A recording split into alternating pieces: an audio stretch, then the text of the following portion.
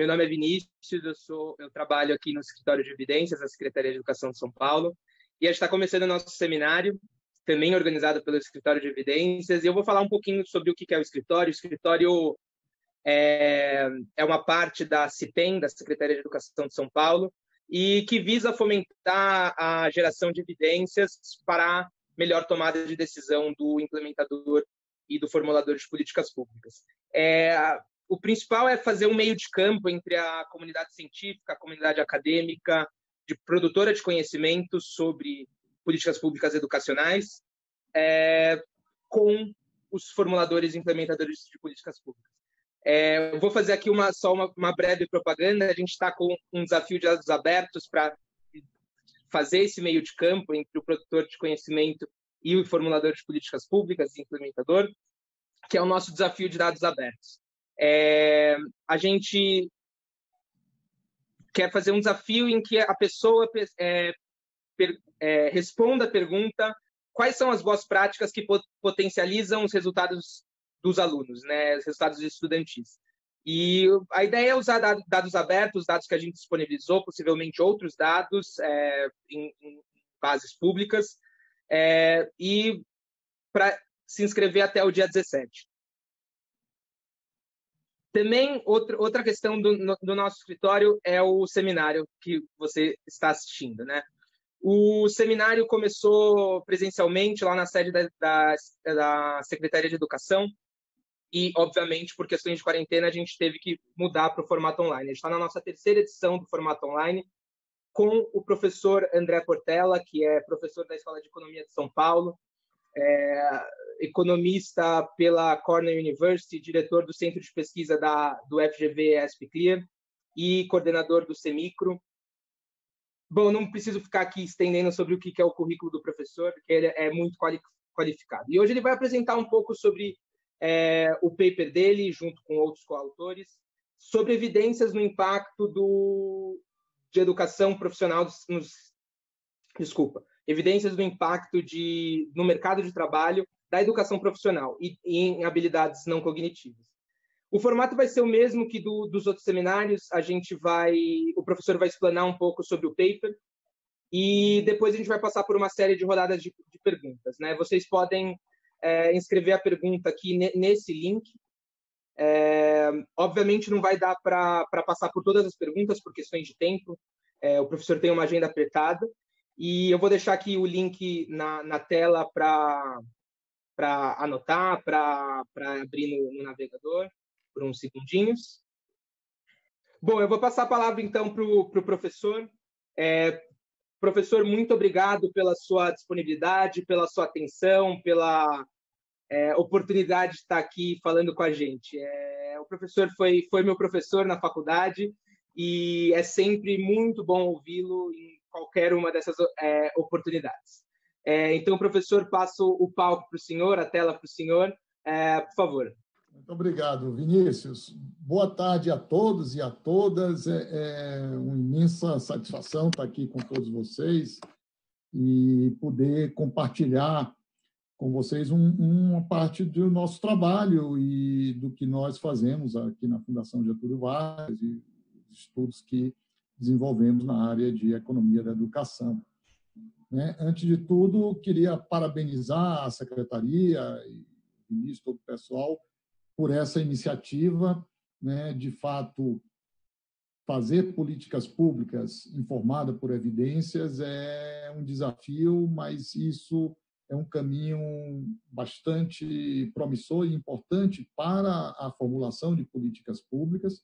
Nós estamos vendo isso agora com o coronavírus, como a informação bem sistematizada, o uso de conhecimento da ciência para as tomadas de decisões, em muitos casos sob muita incerteza, mas o papel do conhecimento é exatamente reduzir essas incertezas e deixar claro nossas opções de escolhas. E eu acho que iniciativa como essa da Secretaria de Educação é super bem-vinda e deve ser sempre apoiada e elogiada, Dito isso, pessoal, também uma alegria estar aqui com todos vocês nesse momento de quarentena, em que nos coloca à prova toda a nossa resiliência e toda a nossa capacidade de reação e, ao mesmo tempo, de união de esforços conjuntos para a gente sair, atravessar dessa situação da melhor maneira possível e sair dessa situação num novo patamar de maior resiliência e com melhor capacidade de trabalho para recuperarmos o tempo perdido e fazermos melhor do que estamos fazendo agora. Dito isso, é uma alegria também aproveitar essa oportunidade, Vinícius, porque eu vou apresentar para vocês um trabalho que acabou de ser feito. É um trabalho recente, ele é um trabalho compartilhado com muitos coautores, então eu já vou compartilhar com vocês a tela dos slides e imagino que vocês consigam ver já daí, se já está compartilhada. É um trabalho intitulado Educação Profissional, Habilidades Não Cognitivas e Mercado de Trabalho, Evidência Experimental para o Brasil. Esse é um trabalho a 4 mãos, em que eu tenho, além de mim, tem os coautores a Juliana Camargo, a Alicia Lima, o Flávio Riva, e é uma alegria estar apresentando ele, porque é um trabalho que acabou de sair do forno, iniciou há alguns anos atrás, eu diria já há 4 anos atrás, iniciou esse trabalho em final de 2015, início de 2016. Foi um trabalho conjunto, primeiramente feito para um estudo que fizemos sobre uma avaliação de todo o sistema da educação profissional do Estado de Santa Catarina, em que esses coautores participaram desse estudo, e, em particular, uma parte desse estudo serviu de tese de doutorado na época, aluna Juliana Camargo, e esse trabalho agora, que eu vou apresentar para vocês, é parte da tese dela de doutorado, em que nós elaboramos um artigo, e esse artigo está sob revisão, e exatamente acabamos essa revisão nessa segunda-feira. Então, aproveitei essa oportunidade para compartilhar com vocês essa nova versão. Acabou de sair do forno. Então, tem bastante coisas novas aqui para ser apresentada para todos vocês. Então, é uma oportunidade muito boa para a gente poder compartilhar e ter as primeiras reações do trabalho para vocês. Então, vocês são os primeiros a ver esses resultados que acabou de sair agora, né? Dito isso, eu quero já de antemão pedir também já algumas desculpas em relação aos slides, que vai estar em várias tabelas ainda na versão do artigo, e por minha ansiedade de querer apresentar logo esses resultados para todos vocês, não tive tempo nem o cuidado de fazer os slides mais bem acabados que eu gostaria para vocês. Então, o que eu vou apresentar aqui é muito do que como está diagramado o artigo, mas eu vou tentar explicar da melhor maneira, da maneira mais clara para todos vocês. Pois bem, essa apresentação, então, ela está estruturada em 2 partes. Primeiro, vou falar para vocês, apresentar o que sabemos de impactos sobre programas de educação profissional. Para isso, eu vou utilizar uma síntese, um resumo de vários estudos que avaliaram programas de educação profissional no mundo e avaliaram de uma maneira bastante robusta, em que foi possível fazer acompanhamentos de egressos de educações profissionais, de curso de educação profissional, e em comparação com grupos muito parecidos, muito semelhantes aos que fizeram, e a comparação de grupos que fizeram educação profissional com os que não fizeram, essa comparação é bastante robusta. Então, o Flávio Riva e coautores fizeram uma bela síntese sobre isso, que eu vou apresentar para vocês. Então, o que é que sabemos hoje no mundo sobre efeitos e impactos de educação profissional? Dito isso, então, vou apresentar o nosso estudo, que é uma contribuição, é um grão de areia nesse conjunto de estudos todos, em que nós fazemos uma avaliação experimental do programa Pronatec, que muitos de vocês já devem conhecer e conheceram esses programas. Nós vamos aproveitar uma oportunidade que tivemos nesse estudo do BID de Santa Catarina para fazer uma avaliação da educação profissional nos cursos do Senai e do Senac, em algumas cidades lá de Santa Catarina, em que nós tivemos acesso às informações e fizemos uma pesquisa de campo com os egressos desses programas. Eu falarei mais disso lá na frente. Então, essa é digamos assim, o planejado para hoje, né? Vou falar dessas duas coisas, mas já vou resumir o que a gente pode aprender dessa literatura. A minha interpretação de tudo isso é que a educação profissional, no sentido dos cursos, como nós temos no Brasil, o concomitante, o sequencial, de 2 anos e meio de curso, em que a pessoa depois tem um diploma de educação profissional de ensino médio, cursos como esse, as evidências indicam que, em geral, são cursos em que, por alguma razão que ninguém sabe direito, tem efeitos positivos sobre empregabilidade e, às vezes, sobre salário, mas, principalmente, esses efeitos são sobre as mulheres, não tanto sobre os homens. E essa é uma discussão que ainda está em aberto na literatura, por que se encontra esses resultados. Muitos não se encontram efeitos, mas a maioria que se encontra os efeitos são predominantemente sobre as mulheres. E tem essa curiosidade, enfim, esse resultado ainda não todo explicado na literatura, por que se encontra isso, por que esses resultados. O nosso estudo tem a mesma conclusão, nós encontramos efeitos positivos sobre a empregabilidade das mulheres e não dos homens. E nos perguntamos por que isso. E aí a gente avança um pouquinho nesse debate da literatura para tentar levantar algumas explicações desses efeitos diferenciais de gênero, porque a gente é muito mais robusto as evidências, os impactos positivos sobre as mulheres do que sobre os homens. E nós encontramos alguma indicação de que essa diferença deve ser devida, pelo menos em parte, a impactos que essa educação profissional tem sobre habilidades socioemocionais ou não cognitivas nas mulheres, porque nossas evidências do nosso resultado do estudo, nossas evidências é que há um impacto da educação profissional sobre as habilidades socioemocionais não cognitivas das mulheres e nós não encontramos esse impacto sobre os homens. E como nós sabemos que a educação profissional, né, tem esse impacto sobre as mulheres na empregabilidade, então a gente imagina que, como também sabemos que habilidades socioemocionais têm impacto sobre a empregabilidade, a gente imagina que, por alguma razão, esse impacto de educação profissional na empregabilidade das mulheres possa ser explicada via impacto nas mulheres, nas suas habilidades socioemocionais. Então, essa é a história de hoje que eu quero compartilhar com vocês e discutir com vocês. Então, falei já, contei o final da novela. Então, vamos agora para cada passozinho dessa história.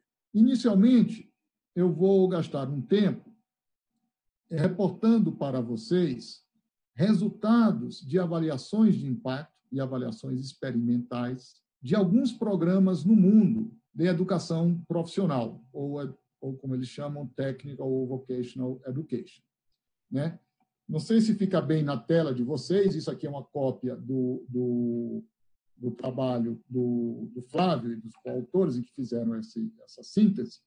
E aqui ele elenca todos os estudos em que foi possível fazer estudos de avaliações robustas, em que a comparação dos egressos dos egressos de educação profissional com aqueles que não fizeram educação profissional é uma comparação robusta, porque se teve a oportunidade de aleatorizar a participação ou o ingresso nesses programas. E, com isso, consegue-se ter bons grupos de comparação, os grupos dos que ingressaram nos cursos de educação profissional e aqueles outros indivíduos que gostariam de ingressar, mas não ingressaram, e a razão disso foi simplesmente aleatória. Então, de saída, são grupos que, em média, são comparáveis em habilidades, em desejo de fazer o curso, em formação prévia, em experiência laboral, etc., etc. E aqui eu elenco para vocês uma lista de programas. O programa Juventude Empleo, na República Dominicana, o Jóvenes em Acción, na Colômbia, o Entra 21, na Argentina, o ProJovem, ProJovem no Peru, tem programas na Turquia, programas em Uganda, na Libéria. Todos os programas, claro que eles diferem um pouco, cada um entre si, diferem em currículo, diferem um pouco em currículo, diferem um pouco em perfis dessas pessoas que fizeram esses cursos, em combinações entre aulas em sala de aula e períodos de estágio no local de trabalho, diferem também em módulos de habilidades socioemocionais ou não, mas é uma variação muito grande, mas todos eles têm uma coisa em comum, eles tiveram avaliações experimentais. Então, aqui está a lista desses programas, e o seu público, em geral, jovens de 16 a 25, 30 anos de idade, e a duração desses programas. Então, tem programas de curta duração, como tem também programas de longa duração. O que nós iremos analisar do Pronatec é a parte do Pronatec de educação técnica nível médio, não é o FIC, aqueles de curta duração. Nesses estudos aqui que eu vou mostrando para vocês agora, tem de tudo. Tem os de curta duração e os de longa duração. Mas o curioso são os resultados encontrados nesses estudos. E está aqui a síntese ou a meta-análise desses estudos. Quando se olha o impacto dos egressos desses estudos sobre emprego, probabilidade de estar empregado, vocês veem que tem essa linha vertical que está em torno do 0%. É a probabilidade de estar empregado, ou o aumento da probabilidade de estar empregado em relação ao grupo de controle, essa diferença, em cada programa. E, na verdade, o impacto sobre o emprego, em geral, é muito pouco. Não se encontra impacto sobre empregabilidade no geral. Dito de passagem, isso também é o que se encontra em muitos estudos no Brasil, o que deixa todos os profissionais e as pessoas que acreditam muito em educação profissional, como é meu caso também, sempre deixa deixa-nos frustrados por causa disso. Mas o curioso é que, para aqueles estudos em que fizeram análise separadamente para homem e mulher, acha os impactos para as mulheres, que são esses dois últimos que vocês estão vendo aqui, nesse de Uganda e Libéria. Também, o impacto que se encontra sobre as mulheres, em geral, são impactos sobre emprego formal. Então, esse é o primeiro ponto importante para ressaltar. Nesses países em que foram feitos esses estudos, como também no Brasil, quando se olha efeitos sobre emprego em geral, não se acha muito efeito. Porque, claro, as pessoas se empregam de qualquer maneira, elas estão em emprego informal, estão como conta própria, e alguém acaba sempre, aos 25, 30 anos de idade, empregado de algum jeito, seja tendo feito curso de educação profissional ou não. Mas sobre as mulheres se encontra, sim, efeito, e, em particular, empregos formais, ou seja, empregos de melhores qualidades. E é isso que essa tabela aqui está mostrando para vocês, com esse quadradinho azul à direita desta linha vertical. Está dizendo que o efeito é acima de zero. E quando ele vai também ver impactos sobre rendimentos do trabalho, sobre salário, também encontra, na maioria dos estudos, impactos positivos. O que quer dizer o seguinte, mesmo que não ocorra diferencial de probabilidade de estar empregado, impactos na empregabilidade em geral, encontra impactos na qualidade do emprego, seja ele por ser emprego formal, seja ele por ser emprego que remunera mais, a pessoa ganha mais. Então, nesses estudos que têm muita validade interna, no sentido de ser estimações do impacto desse programa muito críveis para os indivíduos que participaram desse programa, claro que é difícil generalizar esses resultados para toda uma população potencial de jovens que poderia fazer educação profissional, mas, por ser muitos estudos, já nos dá bastante alento e esperança de que a educação profissional, de fato, pode fazer a diferença em termos de resultado em mercado de trabalho, pelo menos no médio termo, depois de 3, 5 anos da pessoa ter concluído o seu curso. Pois bem, nós não temos ou não tínhamos tantas evidências robustas, experimentais, para o Brasil. E, por sorte, nesse nosso estudo de Santa Catarina, nós pudemos ter a oportunidade de fazer um estudo experimental, um estudo em que a formação de grupos que a gente vai chamar, então, grupos de tratamento, no termo que quer dizer dos grupos que fizeram educação profissional, a comparação entre esse grupo e grupos que não fizeram são comparações bastante robustas, porque são grupos muito parecidos, em que, então, a participação de educação profissional, fazer educação profissional, foi aleatória. E isso dá para o estudo uma robustez interna muito forte. Eu vou detalhar exatamente o que quer dizer esse sorteio. Para as pessoas que estão me ouvindo agora e conhecem a regra do Pronatec, já deve estar imaginando o que é, mas vou deixar o suspense por 5 minutos.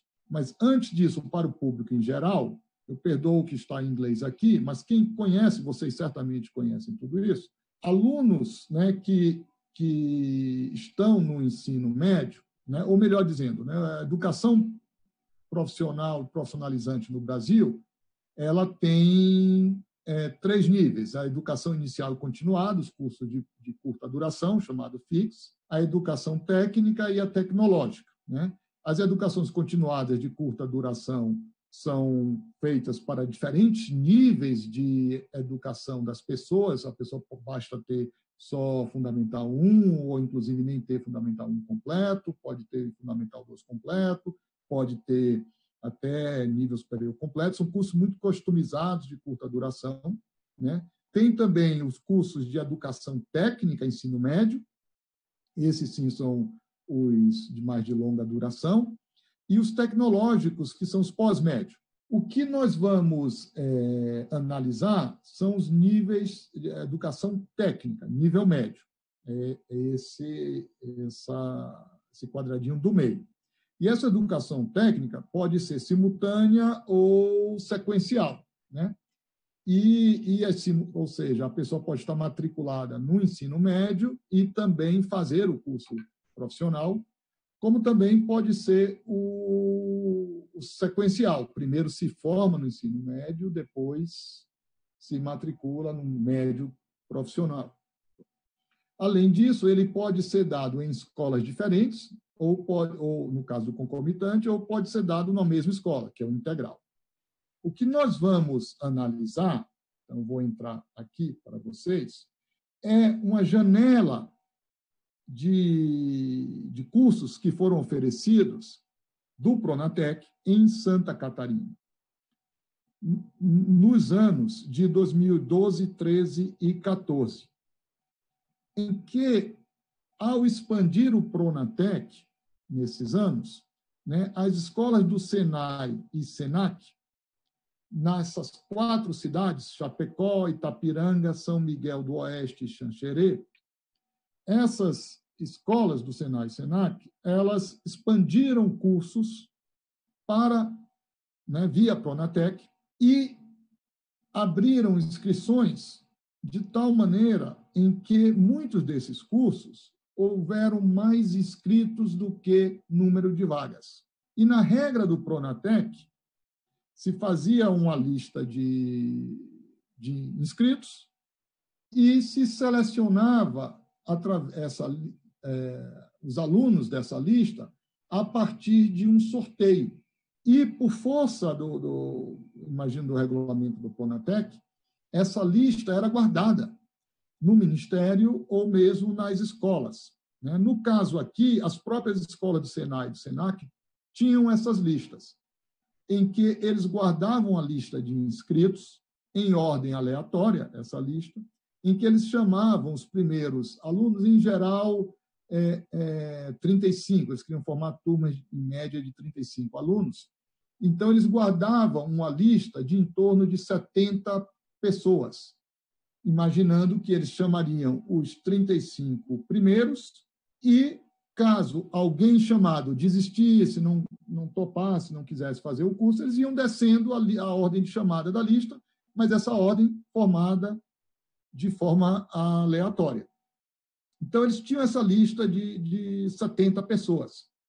E, nesse nosso estudo, nós tivemos acesso a essas listas de inscritos de 34 cursos nessas 4 cidades. Desses 34 cursos, haviam 29 cursos que tinham mais inscritos do que número de vagas. Então, tinha um excesso de demanda.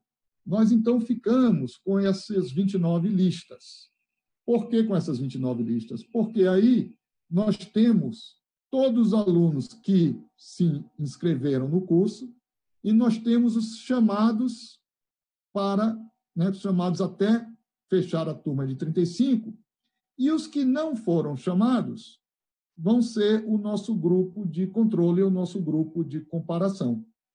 Então, nós temos aqui, por força da própria política e por força das restrições de oferta dos cursos, nós tínhamos um ambiente propício a uma avaliação experimental, em que nós tínhamos grupos de, digamos assim, chamados para fazer o curso e grupos não chamados para fazer o curso.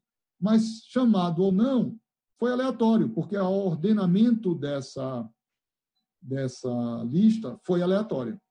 O que, diga-se de passagem, que para esse caso, a formação aleatória dessa lista nos parece bastante justa, porque eram, em geral, alunos da educação pública, do ensino médio dessas cidades, ou alunos já formados em escolas públicas dessas cidades. E todos eles, então, com não só igual direito, como também com igual elegibilidade, condições elegíveis para fazer o curso.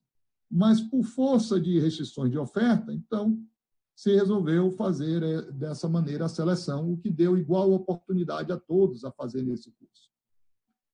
E, para nós, deu, então, essa oportunidade de termos um grupo de chamados a participar do curso, em comparação a grupos não chamados a participar do curso. E aí, então, ao final, nós tivemos acesso a essas listas nessas cidades.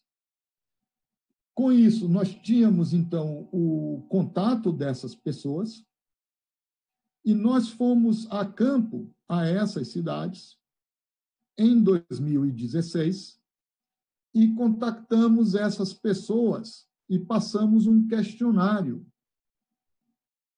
sobre como estão a vida dessas pessoas em 2016. Então, fizemos várias perguntas sobre se concluíram o curso, não concluíram, se fizeram outro curso profissionalizante ou não, onde estavam trabalhando, que ocupação, qual salário. Passamos alguns testes de habilidades não cognitivas, fizemos um questionário sobre comportamentos de risco, passamos vários instrumentos para captar as condições de vida e de bem-estar dessas pessoas, tanto dos egressos dos cursos quanto dos inscritos que não fizeram o curso do CONATEC, em 2016. Então, notem que, para alguns cursos, nós temos, do momento da inscrição, 2012, ao questionário 2016, 4 anos. E no outro extremo, nós temos 2 anos, de 2014 e 2016. Então, nosso impacto, que a gente vai estimar aqui, é essa variação entre inscritos de 2012 a 2014, como estava a vida deles em 2016. Então, como falei para vocês, nós vamos ver resultados em educação formal, se matricularam em educação profissional ou não, se concluíram a educação profissional, se concluíram a educação básica. Fizemos várias perguntas sobre o emprego dessas pessoas, sobre o salário, sobre a ocupação e alguns outros detalhes que eu vou mostrar para vocês. E também passamos um instrumento de habilidades socioemocionais ou não cognitivas. E eu aqui elenco as 6 habilidades que passamos instrumentos que tentam captá-las. Eu peço perdão de estar em inglês e estar assim, ainda talvez não tão claro para a leitura de vocês, é que essa é a versão que está no nosso artigo, e eu fiz muito rapidamente um copiar e colar, porque finalizamos o artigo essa semana. Mas eu não queria perder a oportunidade de compartilhar esses resultados com vocês, então copiei mesmo assim em inglês. Mas são 6 habilidades, né? De agreeableness ou de sei lá como é que a gente traduz em português, de ser agradável, né? Que é a tendência das pessoas de trabalhar de forma cooperativa e não egoísta. Consciosidade, que é a tendência de ser organizado e de ser responsável e conscioso em crescer autônomo, eficiente, disciplinado. Extroversão, que é a orientação dos interesses de energia para o mundo exterior, para pessoas e para coisas, né? Então, muito aberto ao mundo, né? De sociabilidade, de amizade, de autoconfiança, de entusiasmo. O neuroticismo, né, que é ter reações emocionais consistentes e previsíveis, e não ter muitas mudanças de humores, né, não ser emocionalmente muito instável, né, de impulsivo. A abertura a experiências, que é abertura a experiências intelectuais, culturais, estéticas novas, né? Ser aberto ao mundo para novidades, digamos assim, e vivenciar novidades. E locus de controles, que é atributos das pessoas, quanto nós, né, atribuímos o que acontece com a nossa vida às nossas decisões e atitudes tomadas no passado, ou quanto a gente culpa os outros ou culpa o mundo externo ao que acontece com a gente.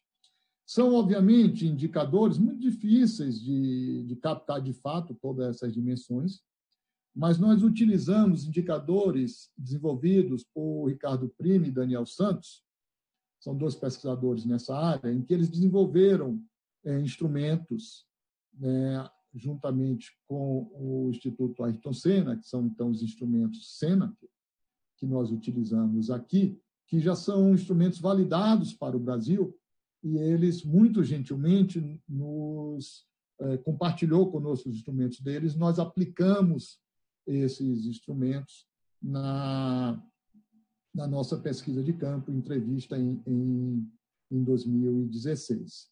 É importante ressaltar que esses instrumentos são entrevistas, são perguntas e respostas, as pessoas respondem as perguntas e aí se cria indicadores através dessas respostas para captar essas dimensões. Tá? Com isso, eu peço de novo perdão aqui pela forma como estou explicando a metodologia, mas isso aqui é para dizer que nós fizemos, então, uma análise estatística e econométrica desses resultados. Mas o que importa para a mensagem aqui é dizer o seguinte, é que para cada um dos 29 cursos, nós separamos os inscritos em 2 grupos. Um grupo de ofertados a fazer o curso e um grupo de não ofertados a fazer o curso. E como esses 2 grupos foram formados de maneira aleatória, nós comparamos os resultados médios desses 2 grupos. E aí tiramos a diferença desses 2 resultados. Por exemplo, o que eu vou estar sempre falando, nós comparamos a proporção de empregados no mercado de trabalho formal de um grupo com a proporção de empregados no mercado de trabalho formal de outro grupo. E tiramos essa diferença. Fazemos isso para cada grupo, para cada um dos 29. E depois tiramos a média desses 29. E aí nós temos, então, um impacto médio desses 29 cursos entre os que foram ofertados as vagas contra os que não foram ofertados. No linguajar de avaliação de impacto em economia, nós chamamos isso de impacto de intenção do tratamento. Então, pensem vocês o seguinte exercício. Se nós fôssemos oferecer um curso como esse para uma população desse perfil, o que esperar de impacto sobre emprego formal aos que foram ofertados? É esses resultados que a gente vai mostrar aqui para vocês. Então, eu começo aqui com a primeira comparação. Eu vou saltar algumas tabelas e mostrar outras, mas vou fazer duas comparações com vocês. E eu, de novo, peço perdão pelo inglês, mas, por favor, ficar sempre olhando nas tabelas dois grupos. Este aqui, que a gente chama no offer, ou seja, não ofertados, e o que a gente chama offer, os ofertados. Então, coluna A são todos os que estavam inscritos e que não foram chamados para participar do programa por falta de vaga, e eles deram azar de, na hora do sorteio da formação da fila, eles ficaram no final da fila. E na coluna B são os que foram ofertados. Então, aqui, coluna A e coluna B está comparando as proporções, as médias das variáveis que estão nas linhas entre os dois grupos. E essa comparação é um bom indicador se os dois grupos são parecidos em características relevantes. Então, vou dar um exemplo. Na primeira linha, masculino, 69,8% dos não ofertados eram homens, enquanto que 67,3% dos ofertados à vaga do Pronatec eram homens. Então, é uma diferença de 2 pontos percentuais, mas que não é estatisticamente diferente de zero. E o mesmo a gente faz para todas as outras características: cor de pele, educação dos pais, idade.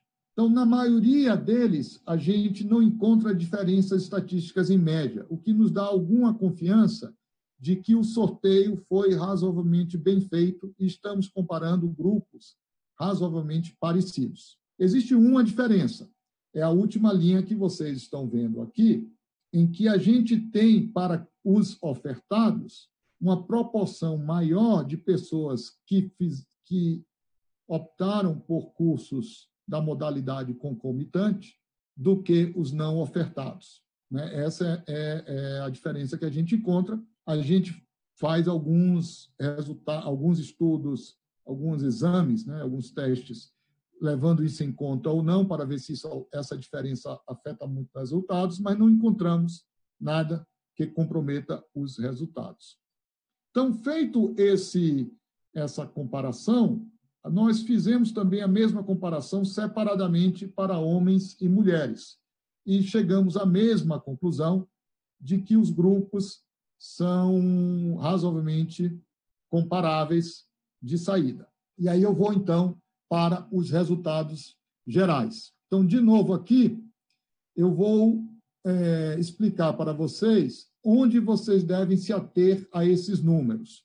E aí, para poder entender esses resultados de uma maneira mais fácil. Vocês notem que todas as tabelas que eu vou mostrar de agora em diante vai estar dividido em 3 painéis. O painel A, o painel B e o painel C. O painel A, a gente junta homens e mulheres. Está todo mundo junto aqui. O painel B só analisamos mulheres. E o painel C, só analisamos homens. Então, mulheres separadamente, homens separadamente. Por falta de não querer falta de tempo, por não querer cansar e alongar todos vocês, eu, de agora em diante, vou focar no resultado principal do estudo, que é onde a gente encontra impactos significativos, que é o grupo de mulheres. Então, eu vou estar sempre olhando na tabela o painel B, ok? Então, vou ficar sempre olhando os números do painel B.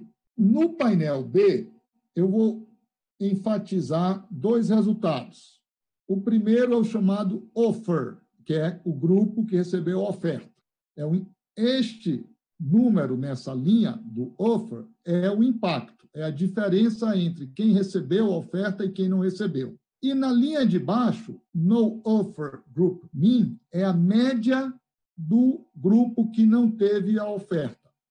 Então, portanto, na coluna A está o impacto sobre a probabilidade da pessoa se matricular no Pronatec. Então, como vocês imaginam, no painel B, coluna A média do grupo das mulheres que não foram ofertadas, 2,6% dessas mulheres fizeram o Pronatec. Então, tem um pequeno grupo de mulheres que se inscreveram no Pronatec, que não tiveram oferta, mas por alguma razão se inscreveram. São 2,6% delas. Mas o número de cima, o 0,736, quer dizer que entre as mulheres, 73,6 pontos percentuais a mais entre as que receberam ofertas se matricularam no Pronatec. Então, do total das mulheres ofertadas que receberam, que de fato se matricularam no Pronatec, é esse 73,6 mais 2,6. Então, resumindo a história, de todas as mulheres que receberam a oferta do Pronatec, 75% delas se matricularam no Pronatec, enquanto 2,6% dos que não receberam oferta se matricularam. A diferença, 73,6%. Vocês notem também a segunda coluna B, que é enrolled, matriculados em qualquer curso de educação profissional, não necessariamente Pronatec. Resultado que encontramos é que sim, há um impacto em se matricular em qualquer curso, independente de Pronatec. Qual é a nossa preocupação na comparação da coluna A com a coluna B?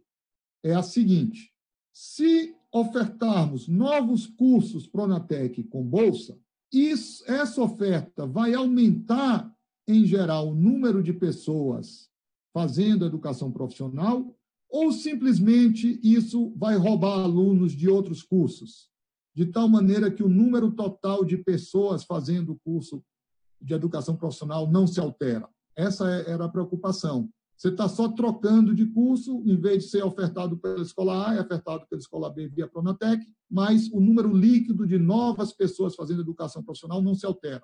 A comparação dessas duas colunas está dizendo que existe, sim, um pouco de roubo de alunos de outro curso, mas no líquido há um aumento total de novos alunos fazendo educação profissional.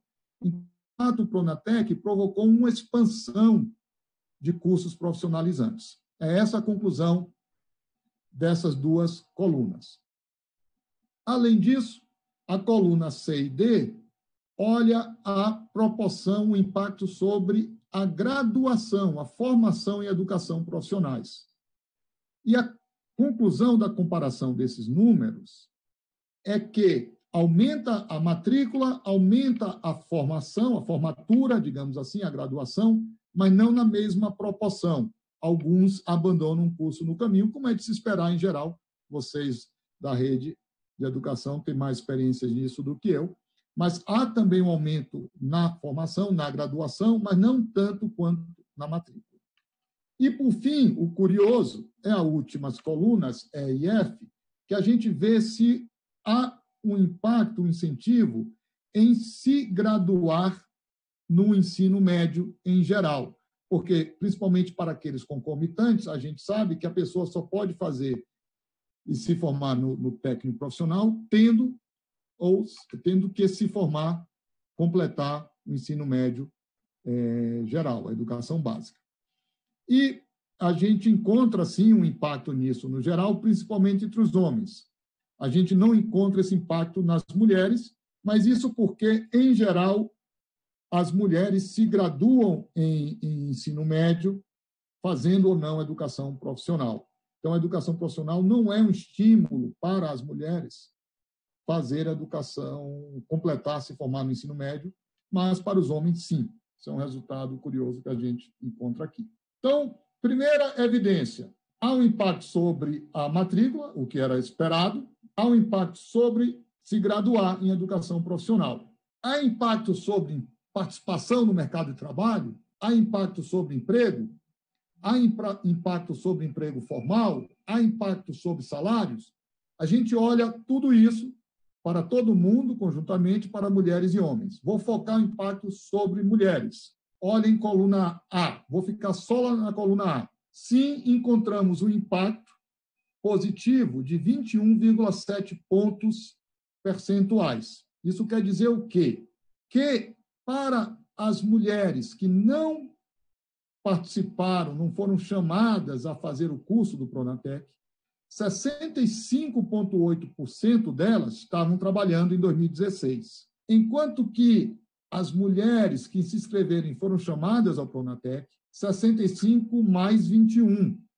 86, 87% delas estavam empregados. Então, a diferença grosseira entre 87 e 65. Essa diferença, os 21,7, é o impacto sobre emprego. Encontramos sobre participação no mercado de trabalho, que inclui aí não só quem trabalha, mas quem está procurando.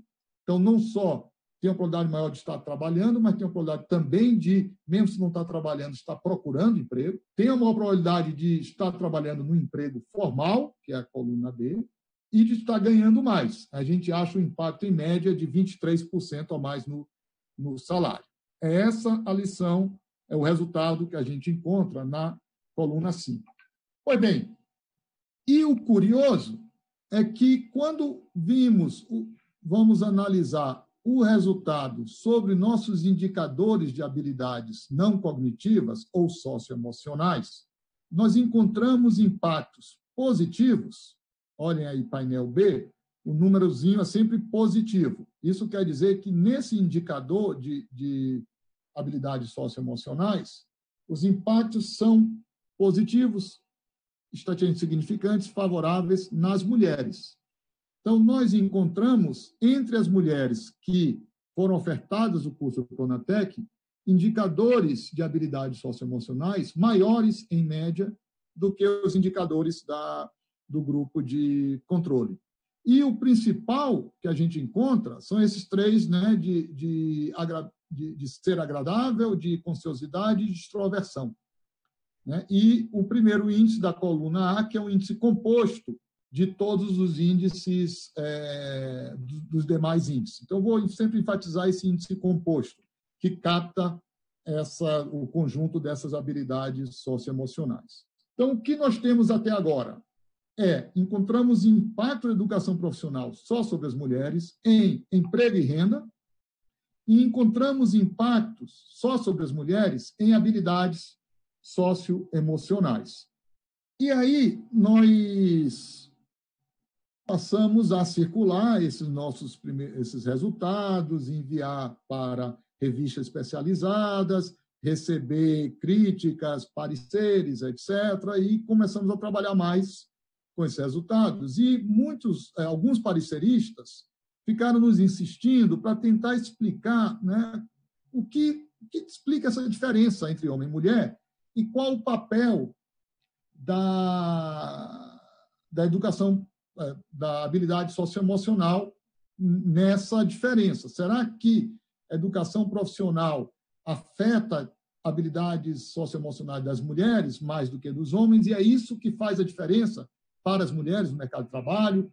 Ou será que tem alguns outros canais, alguns outros mecanismos que façam com que ter feito, né, a educação profissional afeta mais as mulheres que os homens? E eles foram nos sugerindo várias possibilidades e a gente foi testando todas elas, e aqui estão alguns resultados disso.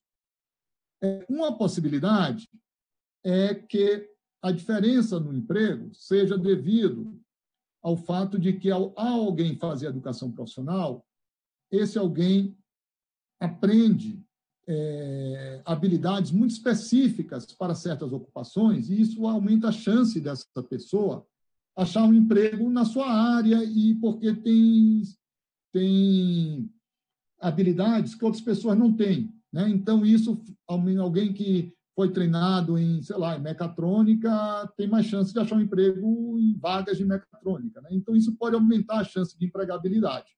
Por sorte, nós tínhamos perguntado, a gente sabia o curso que a pessoa fazia e a gente sabe a ocupação que a pessoa está em 2016. E, de fato, tanto para homem quanto para mulher, nós encontramos uma maior probabilidade das pessoas que fizeram, né, o Pronatec, de estar fazendo cursos, de estar trabalhando nas suas áreas correlatas de cursos, muito mais de quem não fez o curso, se inscreveu, mas não foi chamado para aquilo. Então, isso nos dá um indicador de que, sim, de fato, a educação profissional, ao dar habilidades específicas, né, capital humano específico, isso aumenta a chance de empregabilidade. Mas o fato é que isso dá tanto para homem quanto para mulher. Então, isso explica, possivelmente, por que o aumento da empregabilidade em geral, mas não explica o diferencial homem-mulher. Uma outra fato é que concluir um curso de ensino profissionalizante dá um diploma, e esse diploma dá a possibilidade de exercer ocupações que requerem, que exigem esse diploma. É o chamado aí o certificate, né, o certificado, o efeito que nós chamamos na literatura de credencialismo. E, de fato, encontramos isso tanto para homem quanto para mulher, né, que aumenta a probabilidade de ter certificados, mas isso também não explica o diferencial homem e mulher. Então, e por fim, nós também perguntamos como essas pessoas conseguiram emprego, se foi por indicação de alguém do curso. Mas nós não encontramos diferenças entre homens e mulheres e entre ofertados, não ofertados no curso, e que essa é a última coluna que a gente chama de gateway aí.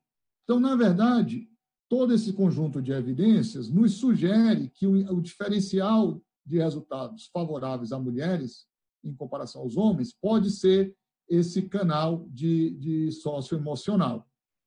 E curioso é o que está dizendo essa tabela aqui, não se atém aos números, mas ao resultado qualitativo, que o que nós encontramos é que, na verdade, o impacto sobre as habilidades socioemocionais se dá naquele grupo em que as habilidades socioemocionais são mais baixas. Quer dizer, há um impacto muito maior entre as pessoas com níveis baixos de socioemocional.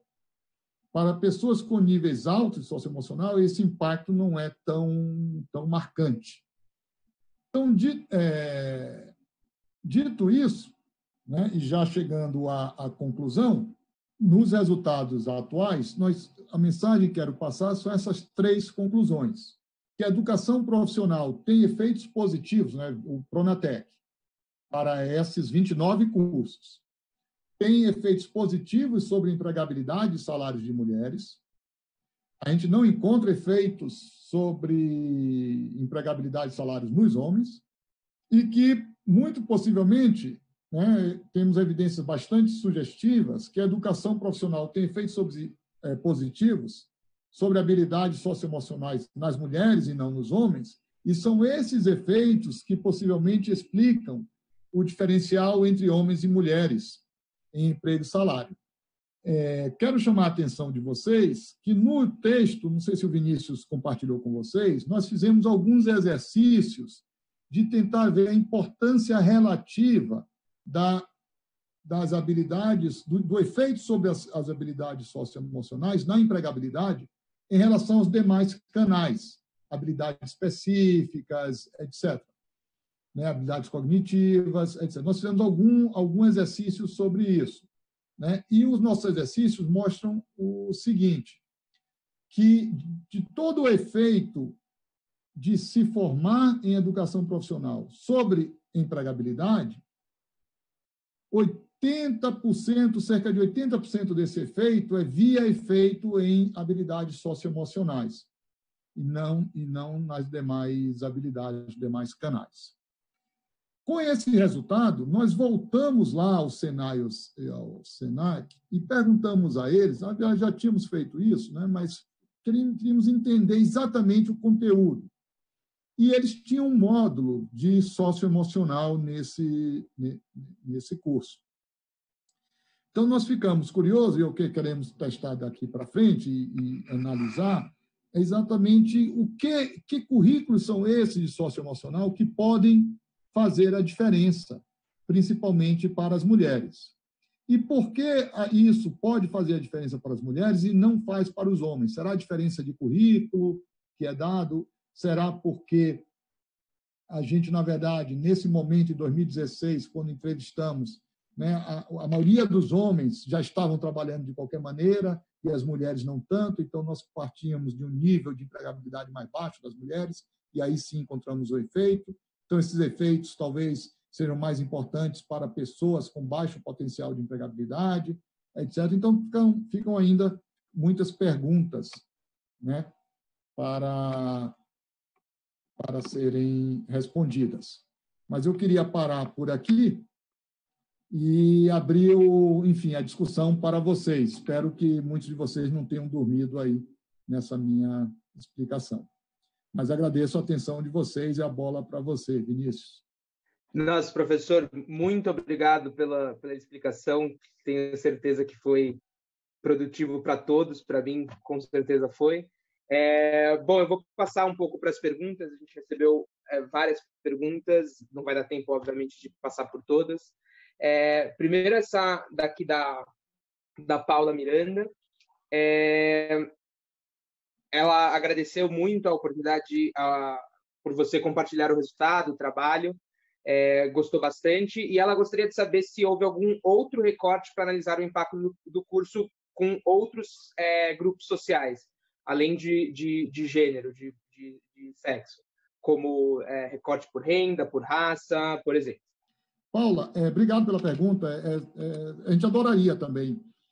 A gente não fez pela seguinte razão. São poucas pessoas no nosso estudo. É um estudo de cerca de 700 pessoas. Então, quando a gente vai fazendo os recortes, os grupos ficam muito pequenos. E aí o poder estatístico para captar algum efeito fica muito fraco e fica com muito ruído. A gente queria fazer por recorte de cor, por recorte como você mesmo falou, de renda, ou mesmo por recorte de quem faz, por tipo de curso. Já pensou a gente poder saber, né? Será que foi mais importante para as mulheres fazer que tipo de curso? Mais cursos voltados à ciência e tecnologia, mais cursos voltados, sei lá, computação, secretariado, etc. Mas a gente infelizmente, a gente não temos observações para isso. E isso nos deixou também frustrado com o gostinho de fazer mais coisas. Mas foi só por isso que a gente não fez. Interessante. Bom, então eu vou juntar algumas perguntas para aí já responde numa tacada só. Bom, esse daqui é do Roberto de Votuporanga. Ele agradeceu também, gostou do trabalho. E, bom, o estudo demonstra sobre o impacto do Pronatec na empregabilidade de mulheres, né? E principalmente sobre empregos de carteira assinada. Se houve algum acompanhamento de qual setor foi em que essas mulheres foram empregadas. A segunda pergunta é minha. Se houve algum tipo de atrito com essa primeira rodada de perguntas em 2016, se houve alguma parcela da amostra que foi dispersa, que foi perdida, e se tem alguma chance, algum pensamento de ter algum outros questionários daqui 3 anos, uma sequência de acompanhamentos. E a terceira é da Maria, daqui de São Paulo, em que sobre essa questão de gênero, essas diferenciações de gênero, e que a habilidade socioemocional impacta bastante, e que geralmente as mulheres não são encorajadas, são desestimuladas a entrar em cursos de exatas na área de tecnologia. A pergunta dela é se a coragem entra como alguma habilidade não cognitiva, né? Que é um possível canal para explicar esses resultados. Tá joia. Bom, obrigado, gente, pelas perguntas. Roberto, a gente tem essa informação, na verdade. A gente explorou alguma coisa, não tanto quanto, enfim, tão fino como você está sugerindo. A gente pode fazer isso sim. Lembre o seguinte, são 4 cidades, né? Xanxerê, Chapecó, Itaporanga e São Miguel. E, na verdade, essas escolas do Senai e do Senac, muitas delas são escolas para técnicos agrícolas, né? Então, já é mais direcionada a isso. Mas tem, sim, uma divisão de gênero muito grande em que tipos de curso vão e que tipos de ocupações estão. Então, aqui, eu não sei, eu sabia de cabeça, mas não sei te dizer. Tá? Eu fico te devendo exatamente qual essas ocupações. São empregos formais, principalmente das mulheres. Tem uma parte de enfermagem, mas tem uma parte de técnico agrícola. Agora, não me lembro exatamente a proporção disso. Tá? Deve estar no estudo. Se você não teve o acesso, Vinícius tem, não sei se Vinícius compartilhar com todos eles. Perdão, não saber isso de cabeça dos detalhes, Roberto. Atrito. No estudo, a gente investigou também isso. Qual o problema do atrito, generalizando para todos vocês, é que, como a gente voltou em 2016, não necessariamente a gente consegue achar todo mundo na lista.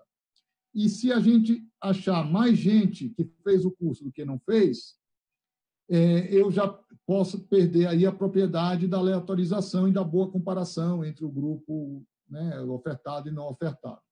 Nós tivemos atrito, só que os atritos foram proporcionalmente iguais entre os 2 grupos. E no texto tem toda uma discussão sobre o atrito, propriedade do atrito, quem tem o atrito, quem não tem, etc. Então, não sei quem fez a pergunta, mas é super pertinente e correta, é isso mesmo que tem que fazer. Não apresentei aqui por falta de tempo, mas fizemos esse teste e não encontramos essa diferença de atritos diferenciados entre um e outro. Então, o que a gente imagina é que foram por outras razões não associadas a fazer o curso e a empregabilidade. Mas esses exercícios estão lá no estudo também, então eu recomendo olhar lá no estudo. E, além disso, sobre continuar, né, fazendo esse estudo. Sim, temos planos de fazer, temos ideia, nós temos o contato com todas essas pessoas, embora as pessoas mudam muito de celulares, né, e a gente está falando de 2016, mas a gente tem o contato e a gente planeja voltar essas pessoas, mas, claro, precisa de recursos, tempo para fazer isso, mas a gente imagina fazer isso sim, e, além de que, também cruzar com outros dados, né? Cruzar com o próprio Arraiz, com todas as outras fontes de informações possíveis para isso. Mas o ideal, sim, é ficar a cada 3, 5 anos seguindo essas pessoas. Nós pedimos permissão para isso, nós temos, e seguir vendo o que acontece com elas ao longo do tempo. O curioso é que tem poucos estudos no mundo sobre impacto de longo prazo de educação profissional. E alguns que têm, como o professor Hanushek, o que se encontra é que lá para os 35, 40 anos de idade, já não faz mais diferença em empregabilidade e salário, em ter feito curso profissionalizante ou não. Então, se tem um debate na literatura de que, se fazer curso profissionalizante, certamente pode ser bom para, rapidamente, a pessoa, logo depois de achar um emprego, a transição ao mercado de trabalho é super suave, super rápida, em relação a quem não fez educação profissional. Mas, cedo ou tarde, quem não fez também se emprega, também está no mercado de trabalho, tem salários, que chega lá para 35, 40 anos, em média, é igual a quem fez. Aí fica a pergunta se a pessoa fica desempregada depois disso, a chance de reempregar é maior para quem? Aí se teme que seja maior para quem fez a educação profissionalizante, porque tem conhecimento muito específico. E se, por alguma razão, essa tecnologia se depreciar, essa pessoa também deprecia seu conhecimento. mas não temos evidência sobre isso, quão importante é isso, enfim. E as pessoas são resilientes, se adaptam, etc. Ninguém sabe. A literatura é omissa sobre isso. E por isso que a gente quer seguir, porque eu acho que a gente tem aí muito a contribuir em toda essa discussão de longo prazo. Dito isso, por fim, Maria, a gente também ficou super curioso querer entender isso, né? Por que a gente encontra isso socioemocional nas mulheres? E a gente achou extroversão o grande, né, talvez o grande componente desse socioemocional, o que tem a ver com coragem, tem a ver com abertura ao mundo. Mas, sendo bem literal nos resultados, lembre o seguinte, a gente fez a entrevista em 2016. E essas pessoas já estavam trabalhando. Então, pode ser que esse impacto socioemocional que a gente encontra pode ser via o curso, mas já pode ser também via a experiência no mercado de trabalho. Como a gente não encontra esse diferencial no homem, a gente imagina que talvez seja mais via o curso, mas o fato é que a gente não tem certeza. Mas a gente passou um questionário sobre comportamento de risco, que não está nesse estudo. Vai ser um outro estudo, mas já antecipo para vocês, já que você perguntou isso. E nesse comportamento de risco, nós perguntamos algumas coisas do tipo: quão frequente você entra em discussão? Quão frequente você briga? Quão frequente você... de bebida, de comportamento de risco, de beber e dirigir, né, de você beber, a frequência que você bebe álcool, a frequência com que, ao beber álcool, você dirige. Enfim, nesse comportamento de risco, os psicólogos têm uma série de instrumentos que eles desenvolveram para captar algum indicador de comportamento de risco. E nós utilizamos esses questionários. E o curioso, Maria, é que aumenta para as mulheres a probabilidade de entrarem em discussões, de entrarem em briga e de beberem e dirigirem. A gente não encontra diferença nos homens e encontra nas mulheres nessas dimensões. E nos deixou bastante curiosos. Nossa, o que aconteceu, né? E a interpretação que a gente melhor achou para isso, e é a que eu geralmente costumo utilizar, mas é hipótese, claro, é essa sua. Na verdade, essas mulheres, ao terem oportunidade de emprego, ao terem oportunidade só estão mais autônomas e estão mais senhoras de si e de sua vida e se tornam mais assertivas naturalmente, né? Então, é uma consequência desse empoderamento, dessa assertividade. A gente sabe que a autonomia no mercado de trabalho é crucial para o desenvolvimento e pleno potencial da vida das pessoas. Então, nós estamos com esse resultado aí, estamos querendo conversar com psicólogos, com pessoas, para tentar interpretar isso, mas a gente está indo nessa sua direção, que você chamou de coragem, e que eu estou chamando de assertividade, de empoderamento. Bom, eu acho que a gente já encerrou o tempo para fechar a 1h15, né? 3h15, o final. Então, esse foi o seminário, pessoal. Muito obrigado pela presença de todos.